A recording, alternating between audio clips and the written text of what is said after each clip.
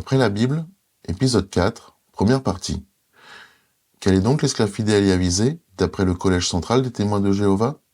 Bonjour, et bienvenue à tous dans ce podcast. Dans cet épisode, nous étudierons comment le Collège central, composé de 11 hommes à la tête des témoins de Jéhovah, a repris le terme d'esclave fidèle et avisé pour asseoir son autorité religieuse sur plus de 9 millions de personnes à travers le monde. Cette expression est prononcée par Jésus en Matthieu chapitre 24 verset 45 où il est écrit « Qui est donc l'esclave fidèle et avisé que son maître a établi sur ses domestiques pour leur donner leur nourriture au bon moment ?» Dans cette première partie, nous analyserons comment ces paroles ont été comprises et interprétées par le Collège central. Commençons par un peu d'histoire et par une anecdote peu connue. C'est Maria Russell qui, la première, identifia son mari, Charles Taze Russell, à l'esclave fidèle et avisé aux alentours de 1894-1895. Il était alors en conflit avec un petit groupe de dissidents. Pour rappel, Charles Taze Russell est le fondateur historique des étudiants de la Bible en 1870.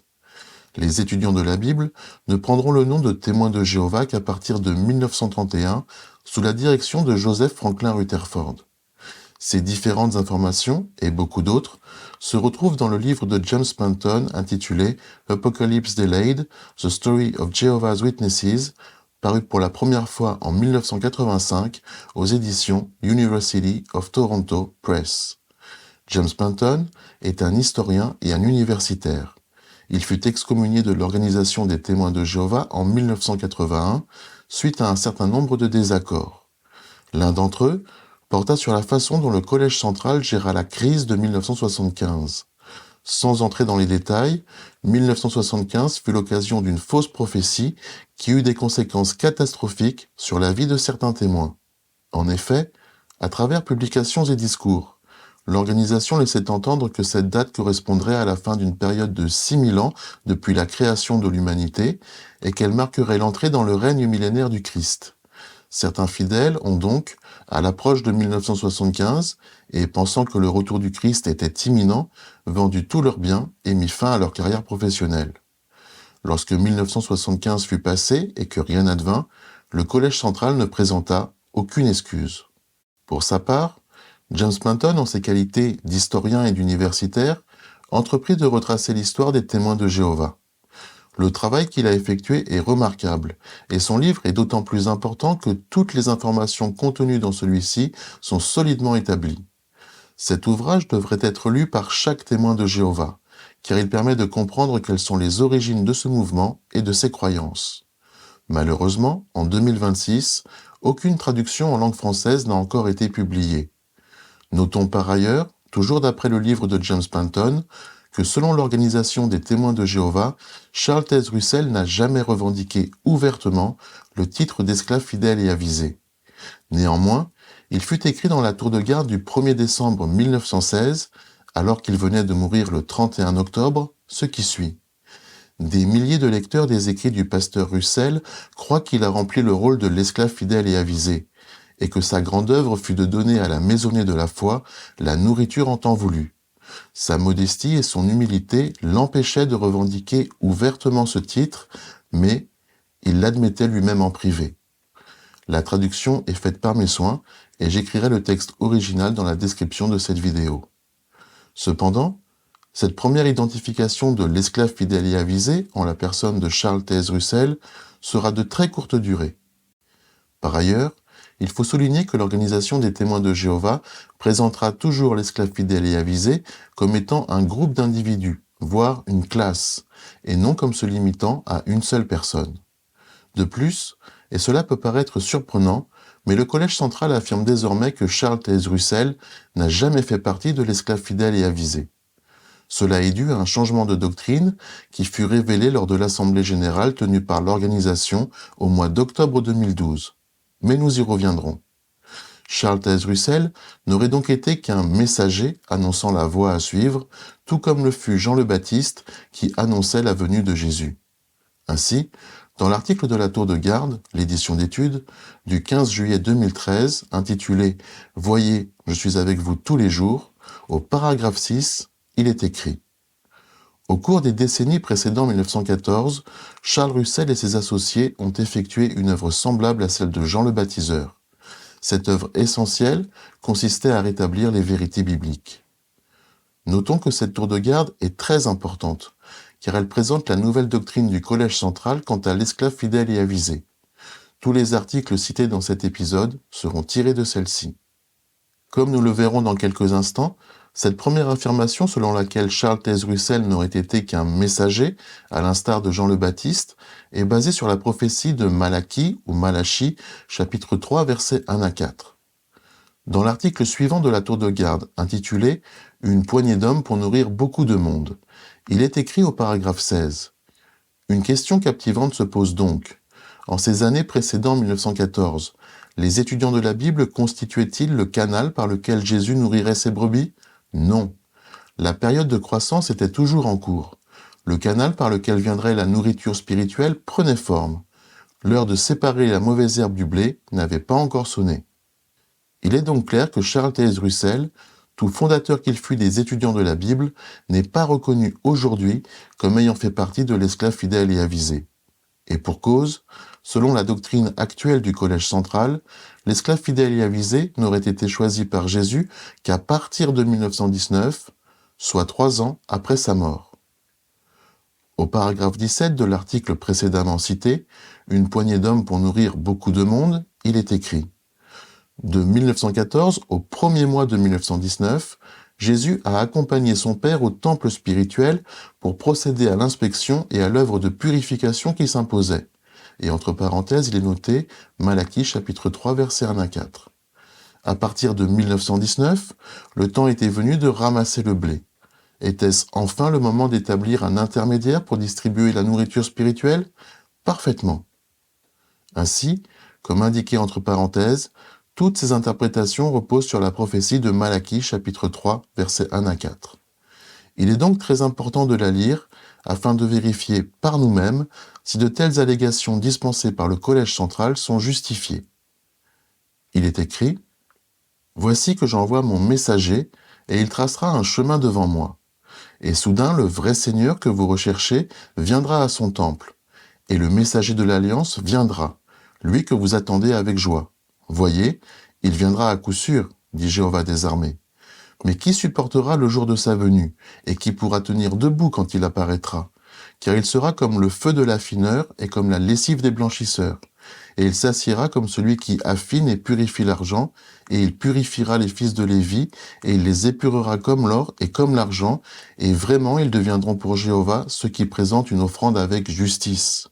Et l'offrande de Juda et de Jérusalem sera vraiment agréable à Jéhovah, comme au jour d'autrefois, comme au temps passé.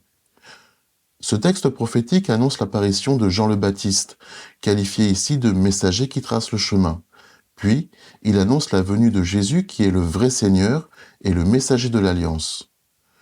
Jésus jouera effectivement le rôle d'un affineur au sein de la nation juive, en rétablissant d'une part la vérité au sujet de Dieu et en dénonçant d'autre part les mauvaises pratiques des pharisiens, les chefs religieux de l'époque.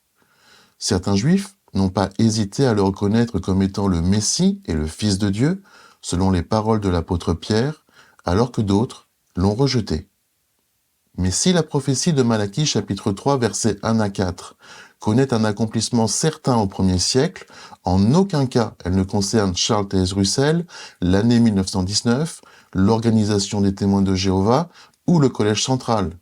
Elle ne concerne pas non plus le choix qu'auraient fait Jésus et son Père lors d'une supposée inspection de toute la chrétienté au début du XXe siècle.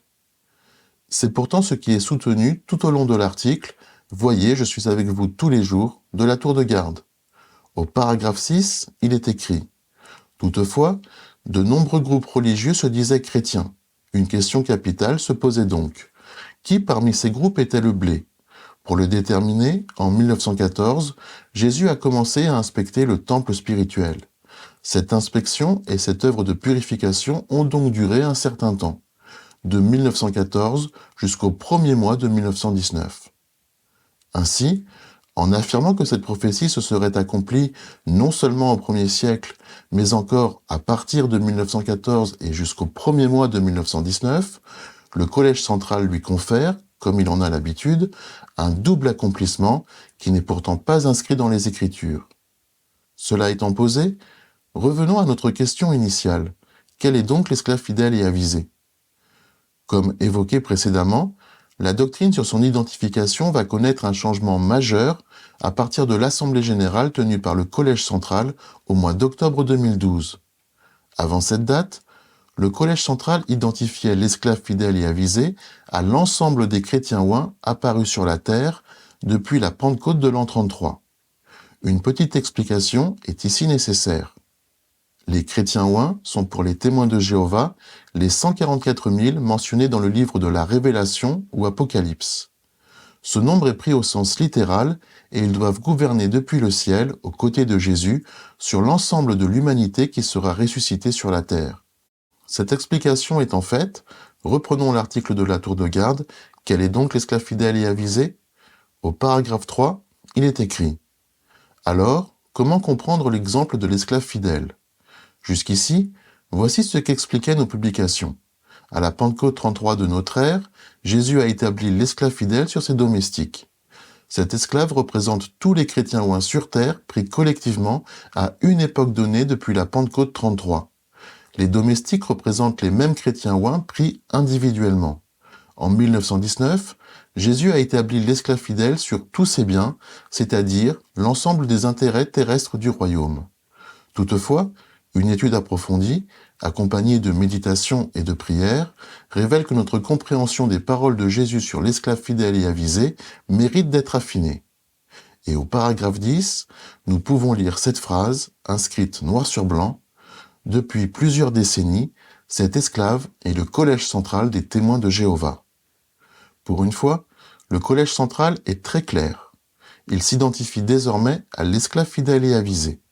Il en est même devenu le seul représentant sur la terre. Toujours dans ce même article, quel est donc l'esclave fidèle et avisé ? Au paragraphe 2, il est écrit que l'esclave fidèle est le canal par lequel Jésus nourrit ses véritables disciples en ce temps de la fin, et le canal dont dépendent notre santé spirituelle et nos relations avec Dieu. De plus, et l'on conviendra que c'est plutôt cocasse, le Collège central, en sa qualité d'esclave fidèle, réclame une obéissance et une soumission absolue de la part de chaque témoin de Jéhovah. De celle-ci dépendrait leur survie lors de la grande tribulation, puis lors de la grande bataille de Dieu, Armageddon. Ces phrases sont tout sauf anodines, et elles sont très souvent répétées dans les tours de garde, dans les discours et au cours des assemblées comme de véritables leitmotifs. Stephen Lett, membre du Collège central, a déclaré tout récemment, à la fin de l'année 2025, lors d'un culte matinal intitulé « Jéhovah seul possède la sagesse », les paroles suivantes. « Manifestement, ceux qui nous dirigent aujourd'hui seront utilisés dans un avenir proche par Jéhovah pour donner à son peuple, à ses serviteurs, des instructions qui pourront leur sauver la vie. Si nous avons l'habitude d'obéir, il nous sera plus facile de le faire et de nous soumettre, même si nous ne comprenons pas, même si l'instruction ne nous paraît pas logique d'un point de vue humain. Mais nous nous rappellerons l'importance d'obéir et le fait que Jéhovah agit souvent d'une manière inattendue. En résumé, le Collège central demande aux témoins de Jéhovah d'obéir sans réfléchir. Sans vouloir entrer dans le catastrophisme, on comprend très vite qu'un tel mantra peut être la porte ouverte à toutes sortes de dérives et de manipulations. En réclamant une obéissance aveugle, qui irait jusqu'à l'abdication de tout sens logique de la part des fidèles, le Collège central montre son véritable visage. Et il n'est pas très reluisant. Il ressemble à s'y méprendre à celui d'un gourou qui n'aurait pas moins de 11 têtes en 2026. Ainsi, après avoir analysé ce qu'est l'esclave fidèle et avisé selon le Collège central, revenons aux paroles de Jésus et tentons de réellement les comprendre. Ce sera l'objet de la seconde partie de cet épisode et je vous y donne donc rendez-vous. À suivre.